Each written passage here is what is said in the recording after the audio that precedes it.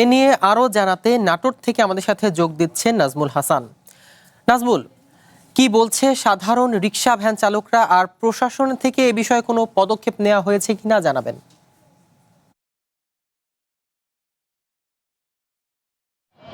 ধন্যবাদ সিয়াম। আমি এখন দাঁড়িয়ে রয়েছি নাটোরের সিংড়া উপজেলার সিংড়া বাসস্ট্যান্ড এলাকায়। মূলত এই উপজেলায় যদি কেউ রিক্সা ভ্যান চালিয়ে তার জীবন জীবিকা নির্বাহ করতে চান তাহলে তাকে গুনতে হবে 600 টাকা। আর যারা বিগত আওয়ামী লীগের সরকারের সময় নিয়মিত চাঁদা দিয়েছেন, তাদের কার্ড রয়েছে, তাদের নবায়ন করতে লাগবে 300 টাকা। আমি যদি একটু দেখাতে চাই, এই যে আমার এই সিংড়া বাসস্ট্যান্ড এলাকায় যে রিক্সা ভ্যান এবং মিশু গাড়িগুলো দেখছেন, এই গাড়িগুলো এখন বর্তমানে চলছে এবং সিংড়া রিক্সা ভ্যান ও মিশু চালক শ্রমিক ইউনিয়নের নামে এই প্রতি মাসে কিন্তু লাখ লাখ কোটি কোটি টাকার যে সিন্ডিকেট বাণিজ্য, সেই বাণিজ্য দীর্ঘদিন যাবৎ চলে আসছে।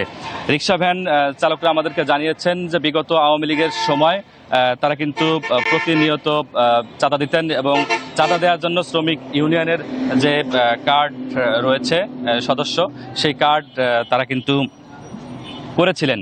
সেই কার্ড যারা করেছেন এই সময়ে এসে অন্তর্বর্তীকালীন সরকারের সময় কিছুদিন এই চাঁদাবাজি বন্ধ ছিল, তবে এখন এই মুহূর্তে এসে শ্রমিক ইউনিয়নের নামে রিক্সা ভ্যান এবং মিশু চালক যে চালকরা রয়েছেন তাদেরকে এই সিংড়া বাস স্ট্যান্ড সহ সিংড়ার যে বেশ কিছু পয়েন্ট রয়েছে, সেই পয়েন্টগুলোতে শ্রমিক ইউনিয়নের নিয়োগকৃত যে কর্মীরা রয়েছেন তারা সেই চালকদের গাড়ি থামিয়ে তাদেরকে চেক করেন। সেই চেক করার পরে যদি কার্ড না থাকে তাহলে তাকে 600 টাকা দিতে হবে এবং যদি কার্ড থেকে থাকে আওয়ামী লীগের সময় চাঁদা দেওয়ার পরে যদি কার্ড থেকে থাকে সেই কার্ডের জন্য তাকে 300 টাকা দিয়ে রেডি করতে হবে। এই টাকা না দেওয়ার কারণে এবং টাকা যদি কেউ না দেয় তাহলে কিন্তু তাকে জরিমানা গুনতে হচ্ছে 50, 100 থেকে 200 টাকা পর্যন্ত। অনেক সময় শ্রমিক ইউনিয়নে নিয়ে গিয়ে হেনস্থাও করা হচ্ছে বলে আমাদেরকে জানিয়েছেন রিক্সা ভ্যান শ্রমিক চালক যারা রয়েছেন।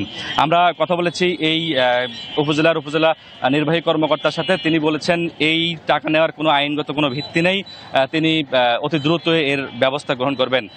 এই অঞ্চলের স্থানীয় সংসদ সদস্য যিনি রয়েছেন অধ্যক্ষ আনোয়ারুল ইসলাম আনু, তিনি আমাদেরকে আশ্বস্ত করেছেন তিনি অতি অল্প সময়ের মধ্যে থানা পুলিশের মাধ্যমে এই যে চাঁদাবাজির যে সিন্ডিকেট যারা চাঁদা আদায় করছেন তাদের বিরুদ্ধে কঠোর ব্যবস্থা গ্রহণ করবেন বলে আমাদেরকে জানিয়েছেন। সিয়াম, এই ছিল নাটোরের সিংড়া থেকে আমার কাছে সর্বশেষ।